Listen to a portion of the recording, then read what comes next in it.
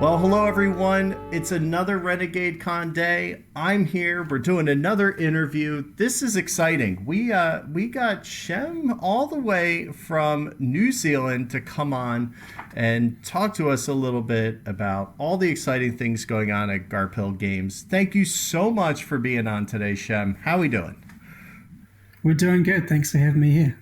Right, like look at this. It's like he can walk down to the Weta workshop probably and like go like hang out with the awesome guys down there. We kind of have this feeling in the United States that places that are just smaller than us, like everybody knows everybody. We just assume that, right? Like, oh, so you must know all the Weta guys. Like we just assume that you do. I doubt it's the case. Is New Zealand bigger than we give it credit for? No, not really.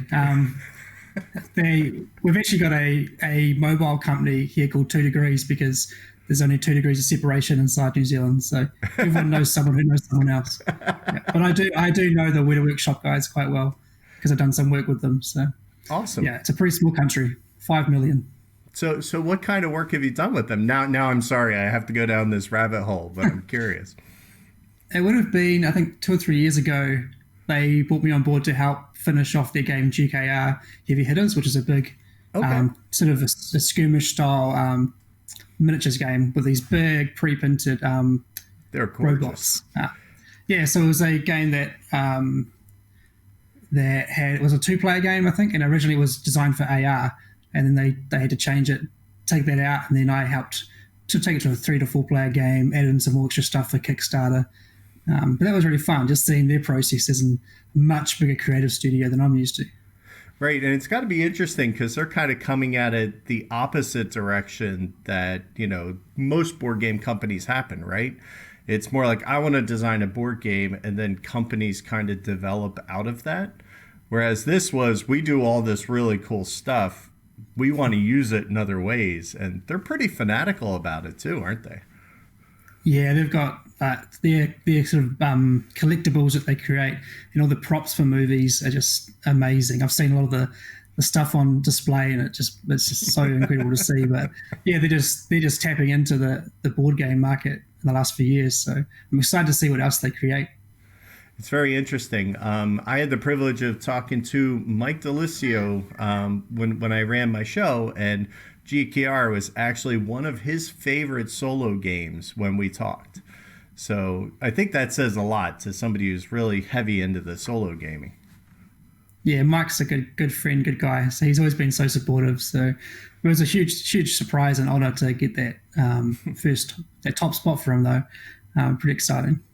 It was. I was blown away. I remember seeing it live at Gen Con 50, and it was just gorgeous. I mean, these mechs were giant and everything. To know that you had a hand in the gameplay gives me comfort. Yeah, it's a pretty fun game. It's very it's a experience more than a strategy game. So it's a lot of dice rolling, but it's a lot of fun. The best game I remember at Gen Con was a family of 4. I think the youngest kid was maybe 7, and then 9, and then the parents, and just the reactions and the fun they were having. Like the son smashing his dad's robot to pieces was a lot of fun to watch. Yeah, it's one of those kind of games. Awesome.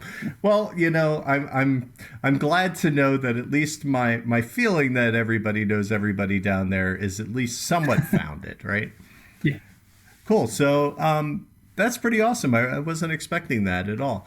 So what led you to kind of develop the whole studio of Garphill Studio? What was kind of the impetus for making that happen? So when I first started designing, I had no idea there was even a modern board game market or community at all. My experience all comes from my childhood board game days, Scrabble and Monopoly and Cluedo and those great games. And then I would have been about 2021, and I wanted to make a game. I had this idea for a family roll and move style game, very simple, very basic. And so I made this game, not knowing that board games are actually a thing now. But through that, my friend introduced me to a local board game convention, which was very small at the time. And that led me to discover Catan, Ticket to Ride, and then, more and more games every year. So that's that's how that's how my kind of company started, was actually just me trying to make a game, and I needed to find a name, so I slapped a name on the box. And then just every year just trying to make a new game, basically. And then eventually that kind of led towards Kickstarter, and then having this partnership with Renegade as well. So it's been a very long journey. So where does Garphill Games come from? Where do you get your name from? The game name comes from my dad's name, Gary Phillips. Okay. So yeah, just to kind of honor him. So he passed away when I was 13. So some of the money that I got from when his father passed was his inheritance. So I used a little bit of that money to help fund my first game. Excellent. And I assume games are very much a family thing. So awesome. Again, those 2 degrees, I'm sure, make very tight families, right? Yeah. So I assume the bird is a kiwi. Is that fair? No, actually, it's keeping it in the family as well. It's a robin, which is my mum's middle name. I love that. It's interesting to kind of see that. I mean, I always thought it was a kiwi because it was from, that area, but I'm glad to be wrong. That's kind of awesome. Yeah. So what would you say was kind of like the first big success that you had in board gaming? What's the one that made you say, okay, maybe I can make a go of this? I think it would have been my first Kickstarter campaign for Shipwrights. Okay. That would have been I think it was my 6th or 7th game I designed and tried to publish. And that was actually the game that I was thinking to myself, maybe this will be my last game. Maybe I'll just make this one last game just because it's been a fun hobby, but I've done a lot of hard work and it's not going anywhere. Because at that point I was just making games in New Zealand predominantly. But then seeing the reaction from overseas, seeing the actually selling, I think I sold about 1,300 games in that first Kickstarter, which for me was just insane because I think I've sold more than 100. So that's what kind of reignited my passion and my kind of drive to actually try and make something of this. And then the year later, seeing how well Raiders was received, that's when it really started to solidify, yep, I should keep doing this. Now, now we got to know here, because you kind of have the George Lucas problem. Did you design Shipwrights with the intention of there being the trilogy? Is it just convenient to have that setting and then keep progressing it? Or was it like a business decision to capitalize on, what success you had with Shipwrights? So Shipwrights was just meant to be a standalone game. I had no ambition for more games. But the feedback I was getting from the Kickstarter backers was that they liked the idea of building these ships. They liked the setting, the characters, and the art. But not using the ships for anything at the end was, well, not a disappointment, but kind of like, oh, well, we should do something with these. We should go raiding. And then that I'd been watching the History Channel series Vikings at that time as well. And that kind of got me thinking, well, maybe I should make a game about raiding. And then once that game started to develop, it just made sense to me to sort of plan a trilogy rather than just 2 games. Right, but then you decided that wasn't enough, and you actually were able to tie that trilogy together with, I believe it, the Runesea Saga. Is that the one that kind of combines Rune all Saga, of it? yep. The Rune Saga does? I mean, like, where did that come from? Because that I can't imagine trying to make all those components meld together like they do. I think it would have been a time where we started hearing more about legacy games. So the idea of a campaign was kind of floating around already. Rune Saga is very simple. It doesn't like mesh the games together mechanically. It's just if you like gain, there'd be 3 face-up runes in Shipwrights, for example, and if you do a certain accomplishment in the game, you get that rune. If you win the game, you get like 2 face-down runes, and you're just trying to get the most runes. Some of the ones you might achieve during the game will give you powers in future games. So it kind of has a bit of a tail over the games, but it's not like a legacy where everything's integrated and you're ripping things up, that kind of thing. It's a way of playing the games back to back with a bit more of a story, a bit more of a focus throughout the games. And you know what? I think that, that kind of sounds like, oh, it's just this little thing, but trust me, when you're staring at the wall of games that collectors have, to have some reason to say, okay, let's pull this off because we want to progress this. that has really been helpful in those stalemates, because it's the new question around my house, Shem. It's not, where do you want to go to eat is now easy. It's the, what do you want to play is the one that I struggle with way more. So that kind of wrapped that up. And then, we kind of felt like everybody's kind of like, okay, we're done with this. What's next? And then all of a sudden, you don't just follow it up. Like I would expect maybe people to, follow up those kind of pits that you had with those, because face it, that's what they are. You decided to go into the West Kingdom and start it all over again. So here we are on the edge of finishing that up with the Viscounts, and it's what propels you to keep going through and building in these universes. So the idea was basically because you got the North Sea, so there's three other compass directions you could use for trilogies, and I'd probably spent a good 6 months going backwards and forwards about, is this the right idea? Is this the right move? I was deliberating changing the art style and the graphic design style completely, and also changing the time period completely. So I actually played around with a South Pacific idea for a while. I started working on some design concepts for a game where you're in New Zealand trying to hunt moa and hunt animals and forage plant life and things like that. I had this mechanism working where you were going to the New Zealand bush doing these things. And then as I was designing that game, I said to myself, this feels a lot more like you're actually diving into water and grabbing stuff. That's how it felt in the game. So that concept actually turned into what Z-Man released last year called Noctiluca. Okay. So that the game didn't really work out how I imagined the game to work out to create this new trilogy. But also at that time, my friend Sam McDonald, another local designer, he approached me about this idea he had for this game about building buildings, very original. But he had this idea of worker placement where you're kind of investing workers into a spot. And then he invited me around to play this game. Long story short, I really liked the initial concept of the game, and we committed to working together to help finish the design, develop it, and that's what turned into Architects. And for me, it was an obvious kind of pathway that this needs to be a medieval setting. So why not be the Franks? Because the French are known for their architecture. So then we just basically said that we're doing it. We're doing another trilogy. It's going to be in Francia. It's still the medieval setting. And now we obviously have to do South and East. Yeah, you've kind of gonna make that happen now, right? So yeah. What do you think has been probably the most fun to work on of the series? Because at this point you have six and a half, if we're going to add in Raiders of Scythia. But what has been the funnest one to kind of work on, to develop, and to watch kind of grow? That's a really tough question.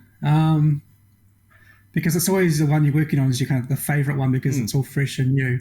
Right. I really enjoyed Paladins a lot because it was the first game that Sam and I 100% co-designed from the ground up. So that was really our chance to do something that was out of our comfort zone, a bit heavier than we're used to doing, and learning a lot better how we work together as a team. Whereas Architects he bought the initial nugget, and then we developed it together. So I think Paladins will always hold that kind of special place for me as our first co-design, true co-design. But Viscounts has been a ton of fun as well.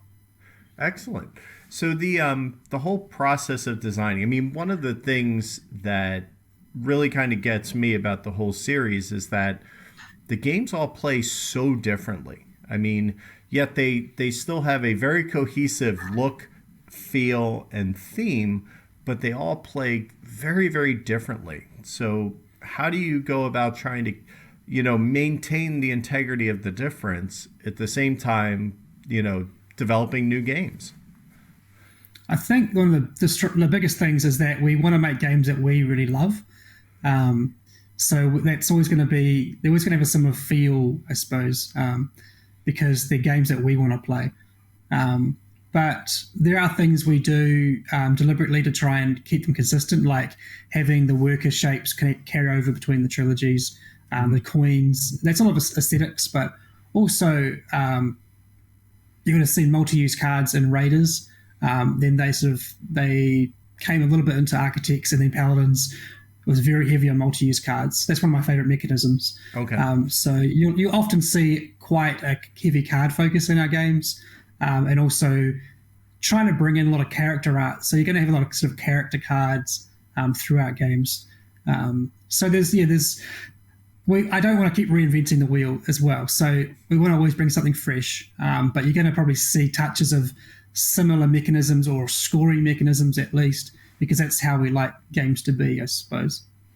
Well, I think it's also, when you're trying to build a brand, I think it's important to you need to have some things that ground you so that people can identify it, right? So that makes sense. Yeah. So we're sitting here on the edge of Viscounts, and it's around the corner. We were hoping for Gen Con release, but that obviously is going to be a little tough these days. What can people expect different from that than, say, the other titles in the series? So it's quite a different game. I kind of see it as a bit of the black sheep. It's like Architects is very much, there's a lot of things that people are familiar with. I guess you're building cards, you're collecting resources. Paladins also is a fairly safe game, I guess you'd say, where it's a very tight-knit Euro game with mechanisms that don't shift too much. They're very kind of kind of grounded and hard to, it's not very sandboxy in that respect. Whereas Viscounts, there's another whole beast where there's like 3 main kind of pathways, and they all use very different mechanisms in the game. It's a mix of sort of rondel movement with deck building and all sorts of things going on. It's the game that I was saying to Sam that I'm just not sure how it will be received, because we really enjoy playing it, but it's quite different. It doesn't. I mean, one of the things we got from Jared of 3 Minute Board Games, he's a reviewer here in New Zealand. He just said he couldn't figure out what to compare it to, which I think is a good thing, but also can be a tough thing, because people can't naturally kind of go, oh, that's like that, or that's like that. So it's harder to grasp at first, but it's a very different game. But I think it's great. So we'll find out in a few months, I suppose. Well, different's good, and especially if you're collecting a series of games, I think. So I'm down to try it for sure. So that kind of brings me to the question of the artwork for the whole North Sea saga, and then on. What was that a conscious decision to kind of keep that, the blue branding, I guess is the best way to say it, consistent throughout the packaging? Was the choice of artists something that you loved and wanted to keep, or what was those decisions? Yeah, early on when I was kind of did some concepts for Shipwrights, I really wanted to get something that was very much kind of like Asterix. I love the old Asterix comics. But maybe a bit more adult, a bit more gritty. And in searching on DeviantArt website, I discovered the Miko's work. And that's, a few emails later, he was throwing me like 3 quick drawings. Well, they weren't drawing, they were finished pieces of art in a few hours. And I was just so impressed by how fast he was, and just the level of creativity and life that he gave the characters. So that's where it all kind of started. He had never done board games at that point. He'd just done comic art and various other jobs throughout his career with animation and all sorts of things. But it was definitely clear to do all the 3 Viking games with the same art style, so they feel like they belong. But then, yeah, like I said earlier, there was some deliberation about changing that for future trilogies, and I'm so glad I didn't, because people still love it, and also the means we can then mesh the games together, like you would have seen in Paladins, where the Vikings begin attacking the Franks. So the way that we kind of worked around not making it so it's, I know people already get a bit confused about which game came first and which are games, which are expansions. It can be a bit confusing for people. So the way I tried to at least lessen the blow of that a little bit was purely on the box cover color, the box cover color. So the Viking games are all blue covers. The West Kingdom are all very much red covers. So hopefully that helps people sort of break down a bit of that confusion. Yeah, it can be overwhelming, and I might be on point of saying that a couple times. Like I wouldn't know where to begin. I Yeah, know yeah. because my friend showed up, and I instantly fell in love with architects because that's the way my brain thinks. So I need a little help to get in because there's a lot going on. Absolutely. Yeah, and I totally get that because as a player myself, there's certain games out there where I just, especially ones that have lots of expansions. I'm like, where do I start? Like, oh, what's the first game to get? I understand that kind of confusion for people, so try and do my best to alleviate that. Absolutely. The other question is then, what made you kind of revisit Raiders with the Raiders of Scythia version that's due to come out at this point?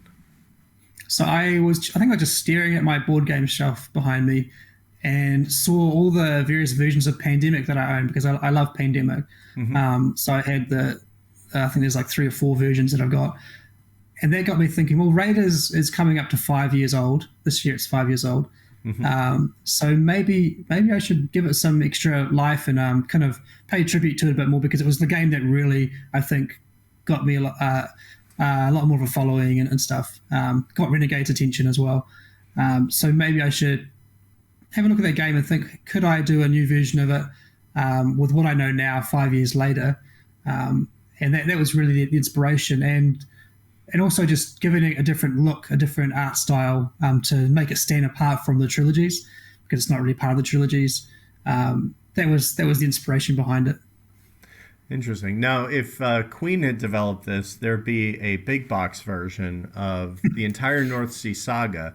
What has kind of stopped you from trying to say put everything together in one huge monster box and just kind of saying, here you go? Yeah, I struggle with that a bit. I understand that it can be really great if you don't have anything. But then I feel like people who have been with you the longest and supported you for a long time then feel like they're missing out on the new stuff. So I try and avoid that if I can. I know people usually want big boxes because we like our small little boxes to be consistent, but we will do big boxes if need be. But as like an entire product, as a collector's version, I really want to try and avoid that if we can. I have to say, I mean, I like the Ticket to Ride size box. Like that's a great standard, but there's something lovely about getting a lot of game in about 70% of the space. Yeah. So there's something really to be said for that. I really enjoy the footprint and that you have been able to keep them all the same. My OCD loves that on the shelf, that they're all stacked nice and neat and everything. So if I have to go back to art, I do have one question because I see a piece on your wall and it's kind of making me think that you have to have some favorite pieces. And, do you remember like when you saw them? Is there anything that kind of jumps out at you that you remember in the past? Do you mean from the series of the? Yeah, from the series. Yeah. There's always been like a few favorite characters that I always think are like my favorites in the series. I think for box covers, Hall of Heroes is probably one of my favorites, which is what you're seeing up on the wall here. Okay. So there's the big Hall of Heroes cover. So yeah, that's one of my favorites. I really love the cover of Paladins as well. It just has this kind of rough, raw kind of feel to it of the warriors getting ready for battle. Yep, and I think and the reason I ask is because of that, but also like the cover of Viscounts, they just look slimy. Like they just really look like they're not people I want to know. They just look almost evil and definitely malevolent. Yeah. Do you think was that intentional? Yeah, I had it in my mind early on that the West Kingdom series would kind of get more and more corrupt, all the people within it. It didn't happen how I originally thought it would, because one idea was that Viscounts, or the third game, would be more about you are corrupt. You have no, like, architects, you get to choose your path. Paladins, you kind of have to be a little bit corrupt. And then I was thinking that in the third game you have to be corrupt, but that didn't end up happening, which is probably a good thing for a gameplay point of view. But I'm okay with Viscounts looking a bit more creepy and weird. That's fine. Now, can we expect a overriding legacy binder like the Rune Saga was for the West Kingdom at all? Yeah, so Tome Saga is the equivalent of Rune Saga, but Tome Saga actually has a lot more in the box. So not only do you get the kind of campaign system, there's also 3 cooperative scenarios for each of the 3 base games. So you can play Architects as a co-op, you can play Paladins as a co-op, and then Viscounts as a co-op. So it's got a lot more in the box, just because we like to hurt ourselves with development and really burn our brains. And I blame Sam. It was his idea to do co-ops. I think he designed one for Architects just for his own fun, because his wife loves cooperative games, so he wanted to make a version of Architects that they could play together. And that got us thinking, well, Paladins can't be too hard to make co-op, surely. And then the challenge was Viscounts, which was interesting because the game hadn't been really played by the wider public at that point. So how do you make a game that's working as a competitive game into a co-op before anyone's played it? But it was a really, I'd say it was a fun challenge, but it was also a very challenging challenge to get it all done in time. But we're really happy with the final result. It's funny because, I play a lot of competitive games, and, with my friends and everything, we do not like co-ops. But then when I'm home playing with my wife, who's just an advanced gamer and beats me handily every time, we found the Orleans, playing that with the co-op version has been a lot more satisfying in the end than just playing you do that, then I do that, then you do this, then I do that. That happens in a lot of 2 players. So you have me really excited now. Yeah, even Paladins is one that I think can actually shine for a lot of people as a co-op, because we designed it as we like it, but a lot of the feedback has been that the interaction is fairly low in the game. That's just the kind of game it is. But the co-op, suddenly you're cooperating and you're deciding, if I take this action here, then you could benefit from it, and you're actually talking a lot more at the table. So if you found that Paladins, if anyone out there is not quite scratching that interaction itch, then the co-op version definitely offers that for you, with the same brain burn that you were used to. Oh, I love a good brain burn. Absolutely. So we still have East and South. What are some of the things you're thinking of? I mean, I know we're not committed to anything, and I'm not holding it to anything, but I'm just kind of curious, what's in the works? What are you thinking? Where's some directions? Yeah, so we definitely teased that in Paladins, that the South will be Saracens, the East will be the Byzantines. My thoughts are to go South next, simply because the Franks and the Byzantines are fairly similar in their imagery and the kind of people they were, whereas the Saracens are very different. So we're already playing around with some ideas for the first few games in that series. So the box covers will be more yellow, that sand dunes kind of tone.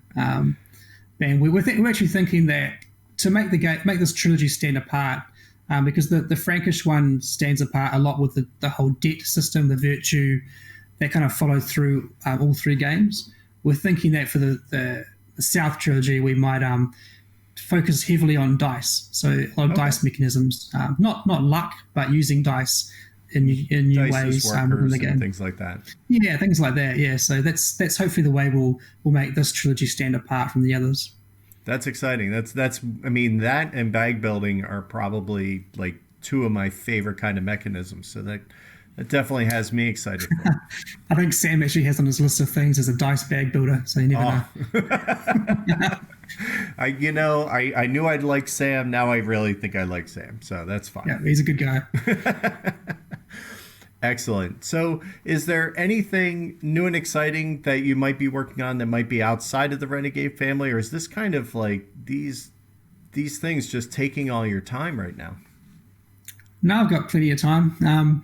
I've got a game coming or actually by the time this comes out, there'll be a game called Shelfie Stacker, hopefully released early 2021 by another local Kiwi publishing brand called Arcus Games, which is actually 2 people who came out of Weta.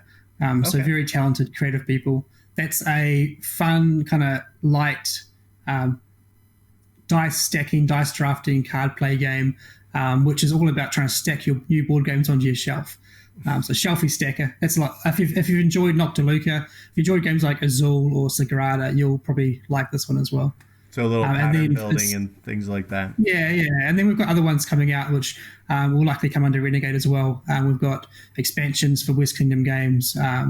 We've got the second game in the Circadian universe in development, and also another game which is called Hadrian's Wall, which is a very heavy Euro flip and fill style game that plays in like an hour for 1 to 6 players. So it's a crunchy, fun, but quick game. That'll probably be next year as well, by a New Zealand-based designer called Bobby Hill.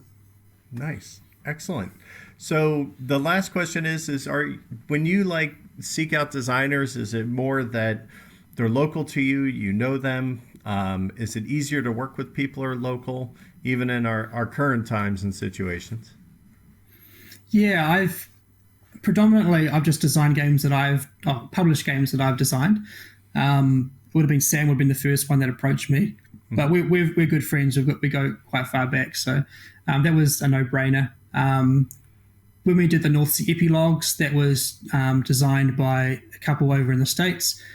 So they approached me and said, "Hey, we've been doing this Viking RPG for the last 3 or 4 years, and it would fit your universe of games quite well." So I just thought, why not? Let's just give it a go. It'd be fun, be exciting to try something different. And then with Hadrian's Wall, Bobby lives about 5 minutes walk down the road from me, but he's a part of our local design group. So he's a good friend. He comes, we do Thursday night gaming every week together. And he's designed a bunch of games, but this was the one that kind of stood out to me as something that would fit within my brand. So that's always an important thing for me is, does it fit the Garfield Games brand? Right. Awesome. So that leads me to what I think is a great final question. So what do you think makes a Garfield game a Garfield game? Like what do you think if you see a game being played, what is going to make you say that belongs in my catalog? Yeah, interesting. Because I've done games like Noctiluca, like Shelfie Stacker that I haven't published because I don't feel like they fit my brand. So I think a big part is generally Euro games. At this stage, at least 1 to 4 players play in about an hour and a half, maybe bigger if they're like Paladins or something. But the things that we kind of want to see in games, that me and Sam collectively want to see in games, is agency, so lots of interesting decisions for players, and tension, which is like those moments when you're on the edge of your seat, nervous about what's going to happen. The game runs out before you've got enough time.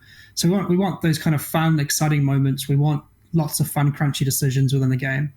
And then aesthetically, just very, nice artwork, easy to understand iconography, so that games don't take too long to learn. I don't like games where you have to, learning the game is half the game. I want to get playing quite quickly and then just enjoy the experience of the game. Let the gameplay be the thing that kind of drives it and unfolds, and let the strategy come to you rather than... Yeah, so you'll see a lot of streamlining in our games.